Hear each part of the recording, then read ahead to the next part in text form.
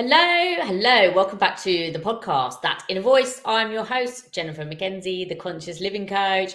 And today I'm joined by Matt Schlegel, and we're going to be talking about the Enneagram today, aren't we? And our emotions and emotional well-being. So welcome to the podcast, Matt. How are you doing? I am doing very well. Thank you so much for having me on your podcast. That's good. That's good. I was excited to speak to you actually and learn all about what you do and your journey. So, if you'd like to introduce yourself. Right. Yeah. So, I started out my career as an electrical engineer. Mhm. And along the way, my boss came to me and said, "Hey, Matt, I want you to lead a team of people." And I told him, why are you asking me to do that? I know nothing about leading people. I only know about leading electrons. And he says, "Don't worry, you'll be fine." I wasn't fine. I was worried. And what I do when I get worried is just start studying everything I can, and I really took it to heart, and I studied about leadership and teamwork. And I wanted to do well at what he was asking me to do. Mhm. And along that journey, I became a manager and led teams, but never stopped learning about how to be more effective at, Mhm. helping teams work together. Okay. And along that way, I found this system called the Enneagram. Yeah. And the Enneagram's, popularly known as a personality system. And by the Uh-huh. time I'd encountered the Enneagram, I'd already encountered, Myers-Briggs and DISC and Strength Finders. There's a number of these systems out there. And my engineering brain likes to take these systems apart and put them back together again, see what works, what doesn't. Uh, And when I did that with the Enneagram, it's like no matter how much I took it apart, I just found more and more depth and interesting things to discover, not only about myself, but my friends and colleagues. And it just ended up into a lifelong passion for me. I ended up developing some novel tools, which we can talk about later if you're interested. But I started a consulting practice around that. And I just help teams now be more effective at working together. A part of that is the emotional component, but a part of this is also a teamwork component. And the Enneagram speaks to both. okay. So, how do you find out your Enneagram type then? Right. Oh, yeah, that's a great question. So there are a number of assessments out there.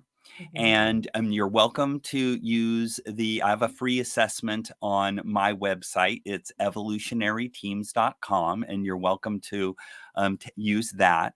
And I will always caution people when they take the assessment that they will usually score highly on 2 or 3 types. There's 9 types total, and you usually score high on 2 or 3 types.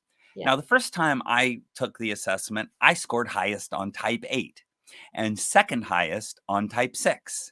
Well, it Mhm. turns out I'm really a type 6 and not a type 8. And I didn't really know that until I, dug into understanding what the underlying motivations are for each one of those types and what their starting point is. And that's when I realized, oh, I'm much more like the type 6 than the type 8. And that allowed me to actually discover my type. So it's a bit of assessment and then a bit of introspection on what's going on under the hood. Okay. So, what is the Enneagram used for then? And how could it benefit myself and other people? Right. So the number one thing when you start your Enneagram journey, at least this is what happened to me, is that you understand yourself better than you've ever understood yourself before. Mhm. And so it's just so valuable for just that self-discovery Yeah. part of it. But then once really appreciate, oh, this is a really powerful system, and Mhm. this is really speaking to me, but and I'm one of 9 types. there's this whole other world of types out there. And as you start to learn the other types, and you usually do it with your friends and family, Okay. and you start to understand their types and have conversations. And this is a great thing about the Enneagram. It gives us a vocabulary to have these conversations. Uh-huh. Then you understand where they're coming from better than you ever did before.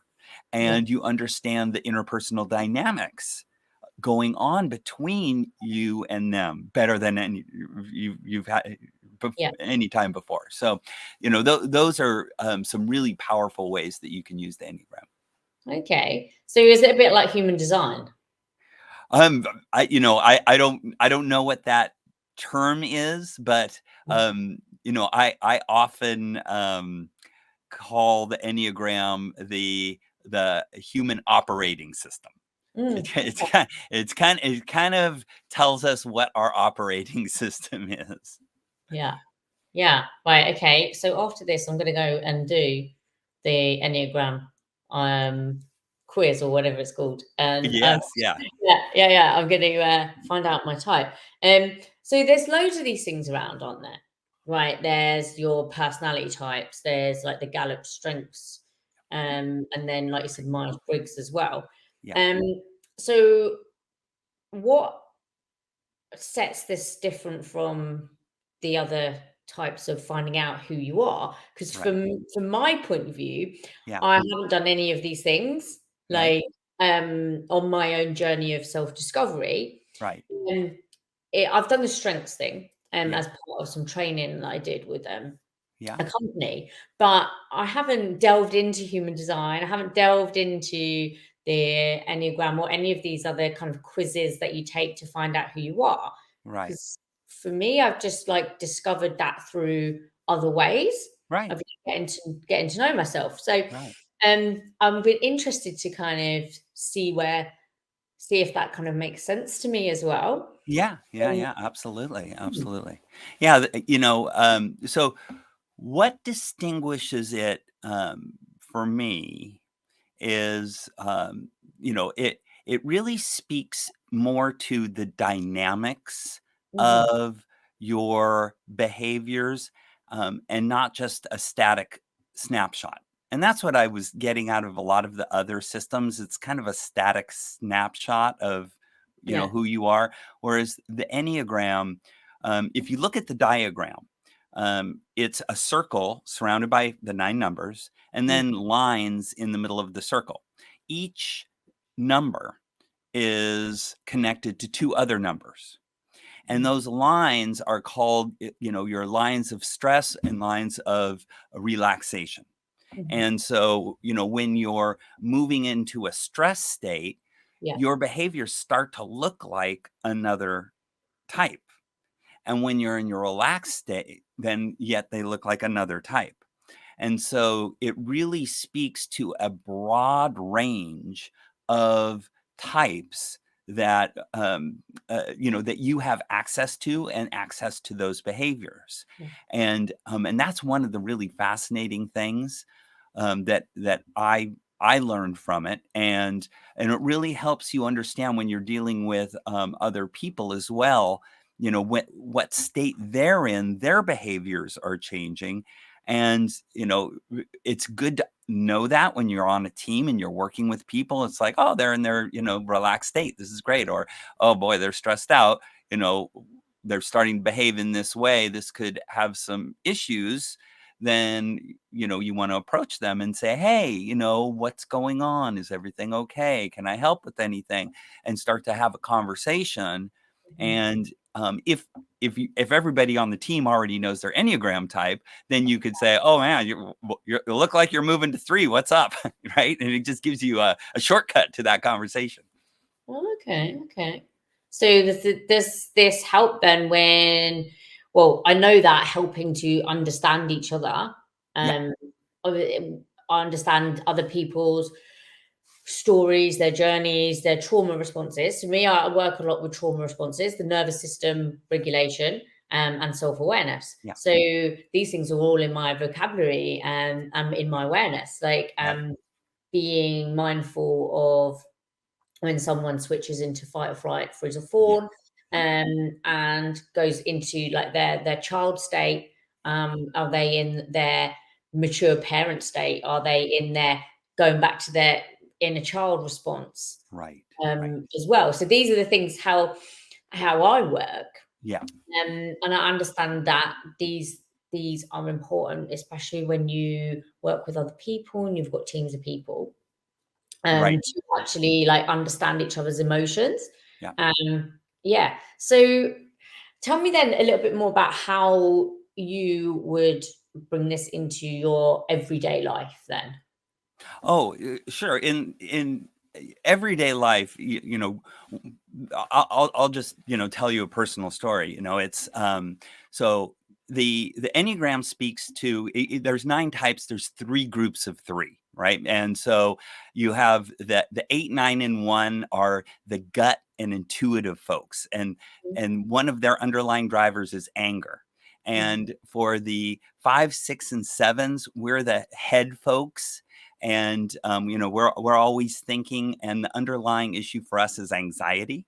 mhm, And then the 2, 3, and the 4, they're in the heart group, and their underlying issue is emotions and feelings. mhm, Okay, so as a 6, I'm in this head group, and so I'm in my head noodling around, and a lot of that is driven by anxiety. And when mhm, I started to first understand the Enneagram, it's like, oh, okay, I'm a 6 and I'm in this head group and my issue is anxiety. And that's when it dawned on me there, I wake up in the morning often and I have this little pit in my stomach. mhm, And this pit in my stomach, I'm like, oh, I got it's like this little energizer, fuel for me. It gets me out of bed and gets me on my way. Um, and once I understood the Enneagram, it's like, oh, that's anxiety. That mhm, is my body communicating my anxiety level to me. mhm, And then once I had a word for it, then I can like monitor it. And I could feel it, depending on when I'm stressed. It's like a thermometer, right? It would come up in my body and then go down in my body. And then I would find ways to just like wake up in the morning and it's gone. yeah, It's like, and then how do I do that? What do I do in my life? Through diet and exercise and a good night's sleep, I can actually do these things and I can actually make the anxiety just disappear. And so once I understood what was going on in my body, I was able to then really focus on it and learn to understand it and use it, for what I'm trying to do. mhm. Absolutely. And that understanding of your mind and your body is like crucial for, getting through life, I think. Yes. I often like say this and I repeat myself just because it's my message. And Yeah. it's like we live in these bodies and with our minds every single day, Right. but often we're on autopilot or in survival mode Right. through suppressed emotions and unresolved trauma, that we don't actually take the time to understand our emotions, Yep. like, or understand our bodies, learn about our bodies, Yep. the physiology, the anatomy of our bodies, and how our brain works, chemical reactions, Right. and how we respond to situations. Right. And I always find these conversations interesting Yeah. and like new ways that we can expand on our self-awareness and holistic ways to help bring ourselves back into regulation. Right. But I find that even in like society now, difficult emotions are still not talked about enough. Yeah. That's still swept under the carpet or Yeah. pushed away, Yeah. where people don't know how to respond to somebody in those emotions. So the things like, jealousy, things like anger, um, envy, these sorts of things that nobody wants to talk about too much, that Right. they just get kind of pushed away or brushed aside, or we're made to feel like we shouldn't be feeling those feelings. But do you agree that they're all a part of of life. They're all a part of the human experience. Yeah, absolutely. And, so here's, another aspect of the Enneagram that really stood out to me. So, I'm, an engineering manager. I'm trying to get stuff. I'm trying to get my teams to work together. Mm, And, there's a lot of problem solving systems out in the world, and you mm, can march, teams through problem solving systems. Well, it turns out that the Enneagram is also a problem solving system. mm, That's why the types are numbers, mm, because those numbers are the exact order in which people solve problems. mhm, And so I started to use it as a problem solving system. And there's a lot of books out there on the Enneagram. And so I didn't need to write another book on the Enneagram, but this aspect of using the Enneagram to solve problems in the order, in the sequence, there isn't much out there written about that. And that's why I wrote the book. And mm, I just say this as preface because steps 2, 3, and 4, remember, they're the heart group, they're the mm, feeling group. And this is often very neglected mm, in teams working together, the emotional component of problem solving. mhm, And for instance, one is what the problem is, right? Hey, it shouldn't be like that. It should be like this. And this is the dynamic of the type one. They're the perfectionists. They're the ones who say, hey, it shouldn't be like that. It should be like this, yeah, right? Well, type two is the helper. mm, And they're the ones who actually have an emotional connection to you and your problem and want to help you. And yeah, so step 2 in problem solving is, do I have an emotional connection to the problem? Because if mhm, I don't, then I don't care. I'm not going to bother with it, right? And 3, once you have an emotional connection to the problem, your brain just starts generating creative ideas for how to solve it. Boom, boom, boom, boom, boom. That's step 4. Every idea that you have, you run through an emotional filter, mhm, instantaneously. It's like, oh, that idea is great, or ooh, that sucks. You don't mhm, even think about it, right? It just happens. yeah, yeah, So that's step 4. And so what I really loved and appreciate about the Enneagram approach is that it deliberately brings in that emotional component to mm, problem solving, so that when the team is on board emotionally with solving the problem, is much easier to get to the goal. mhm, And and when I'm doing this with teams, it's not like we're getting emotional, so to speak, yeah, which speaks to yet another aspect of the Enneagram, because you know each, depending on where you are, which one of those centers you're in, that the feeling center, the anger center, or the anxiety center, mm, um, you're going to have your initial flight or fight response. mhm, Some people go to anger, some people go to anxiety, right? That's the fight or flight. yeah, Or some people might go to grief or sadness, right? And that's more of the in that feeling center. mm, And we all have all 3 of mm, these. And but we usually have a starting point, and then we'll cycle through them as we work through whatever issue we're working through. And and one of the things that and you said it so well, is that our body is communicating so much information mm, to us, that mhm, if we just stop and listen, we could learn a lot. mm, And are you familiar with the movie The Wizard of Oz? yes, All yes, right.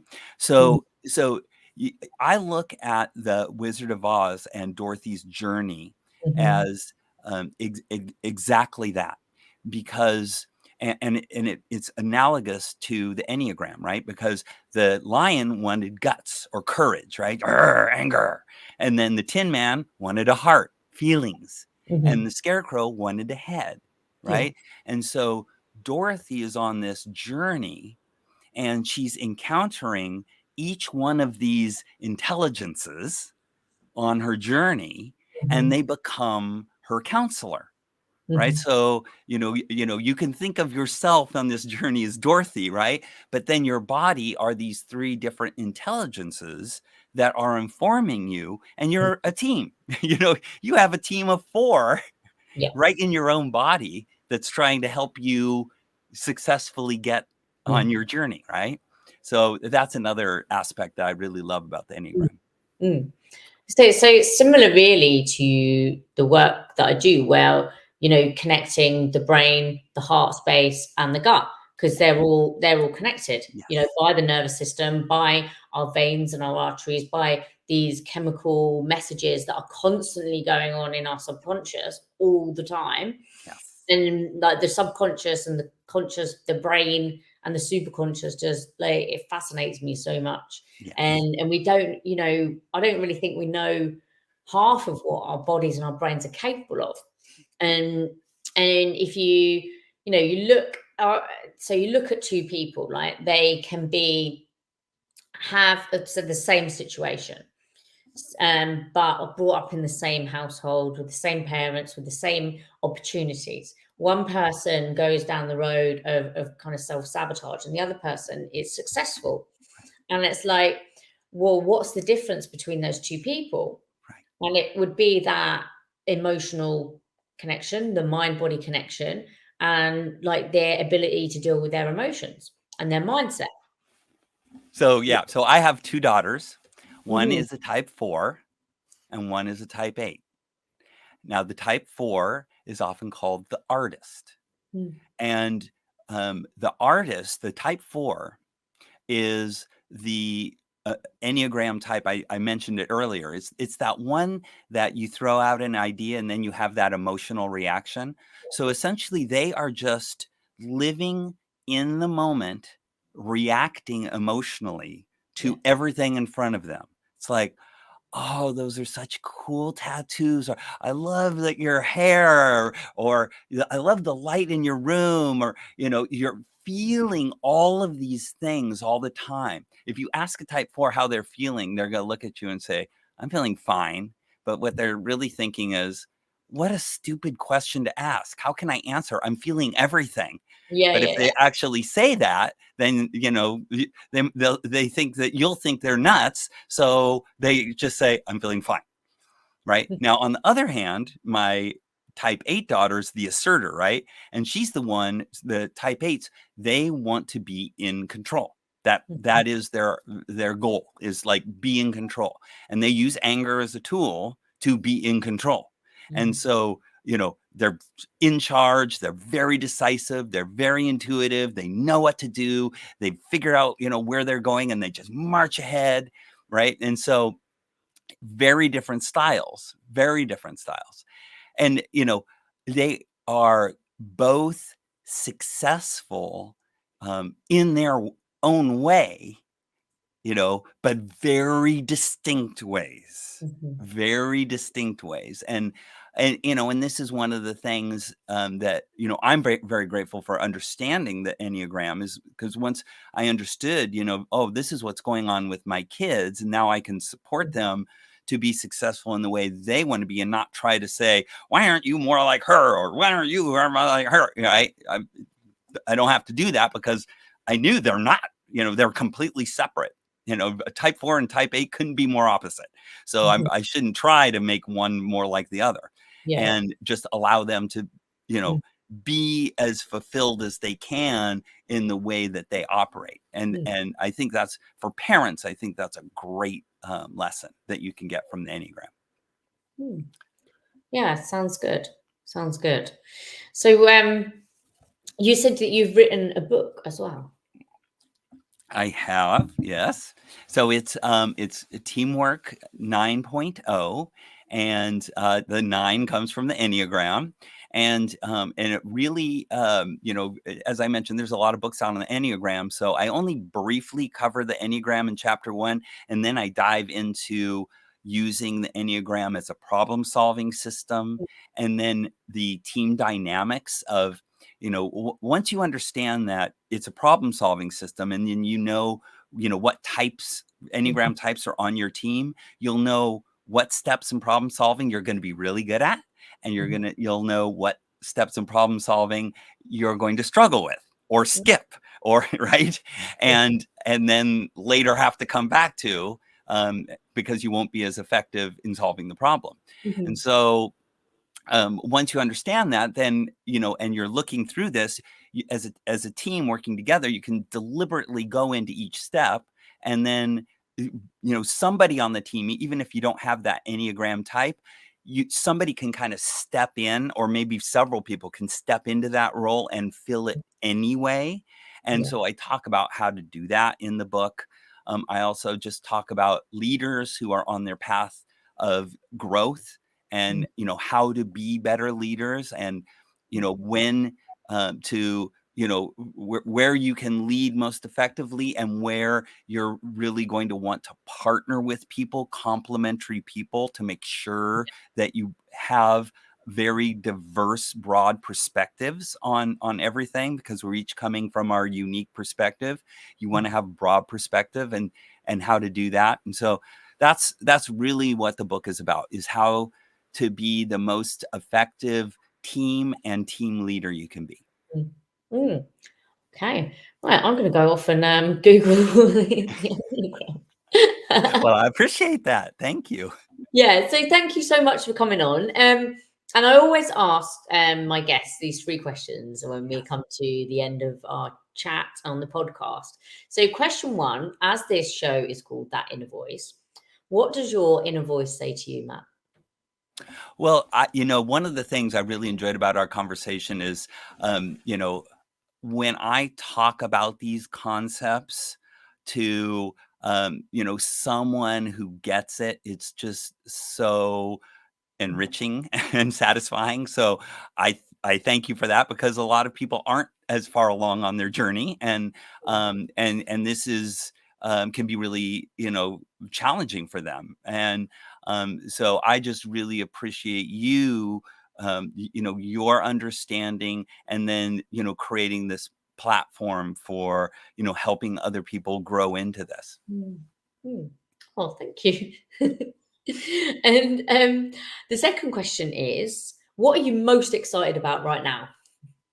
Well, I love working with teams, and just, getting people to, work together and come together around, really challenging problems. And so, one of the problems that's on my mind is the climate crisis.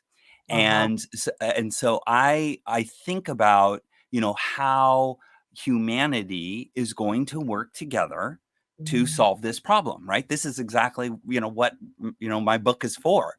And so I've joined a couple of local groups, and we are coming up with some initiatives that we're going to work on, to help decarbonize our city. mm, The city already has a carbon emissions reduction goal, so now we need to, get them to move into action, and actually implement some solutions to get to the goal. And mm. so that's what we're working on, and it's just exhilarating to be working with people on this. Yeah, there's some real pressing issues at the moment, isn't there? Like over here in the UK, we have like the cost of living crisis at the moment with fuel prices, Yeah. energy prices. It's just like, you know, Yes. um, yeah, and climate change as well. And if we can all do our little bit to help, Yeah. like the more fortunate, helping out people that are less fortunate, Yeah. and we all do our little bit to be a little bit greener as well. Right. You know, And there's a movement in the that's the UK. thing. I think it's Insulate UK or Insulate Britain, something like that. I don't know if you've heard of it, but it's, and I think that's really on point as well, because in insulating homes, then you burn less fossil fuels. And at the end of the day, that's what we need to stop doing, is burning fossil fuel. And so I love that approach that folks in the UK are taking. Yeah, yeah, definitely. And and this brings me back to emotions as well. If we all take that time to actually work on ourselves and understand ourselves and heal ourselves, it acts as a ripple effect, Yes. and I don't think we're ever going to get world peace. I think that is very, very optimistic of me to Right. say that, but we can make the world a better place and our Yes. surroundings better by helping others to understand their emotions as well. Right. And just another project that I'm working on is I interview climate leaders, and Okay. I ask them 3 questions. Mm, How are you feeling about climate change now? How are those feelings informing your leadership and actions?